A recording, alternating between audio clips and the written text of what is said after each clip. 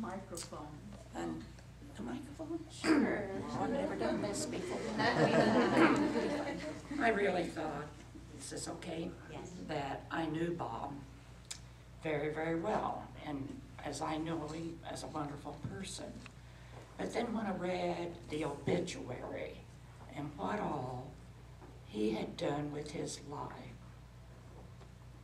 I thought, you know, you really think you know someone, but you really don't. I probably wouldn't have wanted to say these things today in public, but at Christmas time, Bob wrote me a most wonderful, wonderful card telling me how much he appreciated what I'd done for him in his life and his family. And I was overwhelmed. So now I just want Bob to know how much I thought of him. He was always there when I needed him.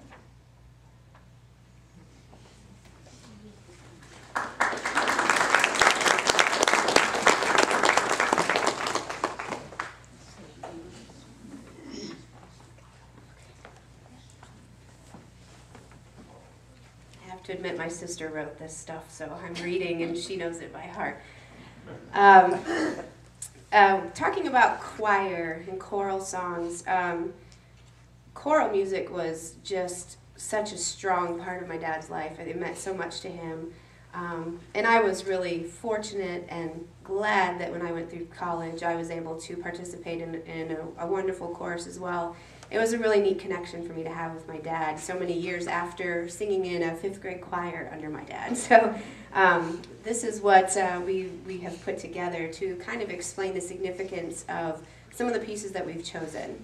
Vocal music was always significant to our dad, whether he was performing it or directing it. He led the UPC Chancel Choir for many years, but he also taught and directed choirs for decades in Missouri, Iowa, Minnesota, and Indiana. The Chancel Choir performed beautifully just a little while ago. The music we'll hear next is another example of that aspect of his musical life and career. Our dad composed music occasionally. I'm finding there's a lot more that he composed that I never knew about, including entire pageants for festivals and celebrations in Minnesota. Early in his career, he was inspired by a Frank Sinatra album called Tone Poems of Color, in which each piece of music was based on a color, and more specifically on a poem about that color. Our dad particularly liked the poem For Green and wrote his own music for it. The performance in this recording from 1971 is by the West High A Cappella Choir from Davenport, Iowa, under his direction.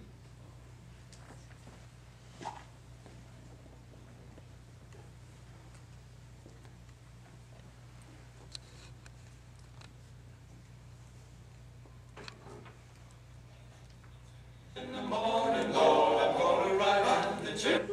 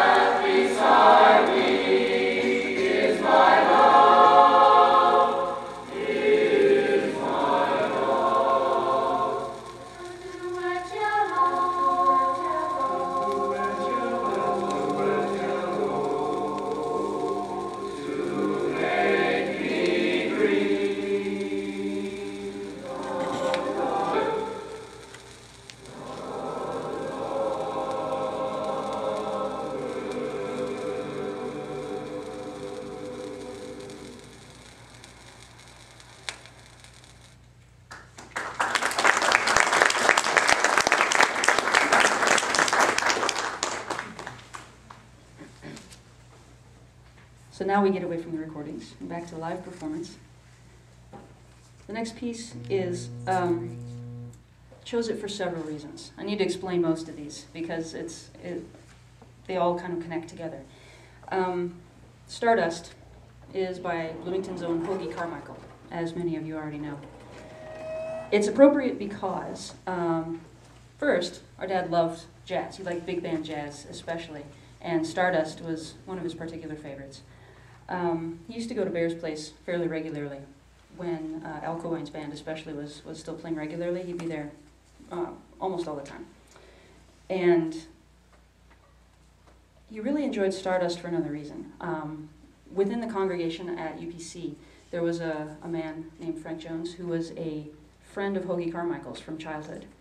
And Frank remarried late in his life. I think he was a widower and met someone new and remarried. For that wedding, it was a very small service here, right here. And for that service, my dad arranged secretly to have me come in and play Stardust for Frank. And I remember standing right about here, and Frank was right about there. And at one point I looked up and realized I shouldn't look up again because he had tears in his eyes, and he was just staring at me. So I kept my eyes glued on my music and made it through. But that, I know, meant a lot to Frank, that special music that my dad arranged for him. That also happened to be the last time that my dad and I performed together. So that piece now has a certain significance for me that I never thought about before. So for today's performance, Nino and Todd are going to be playing. Thank you both for this.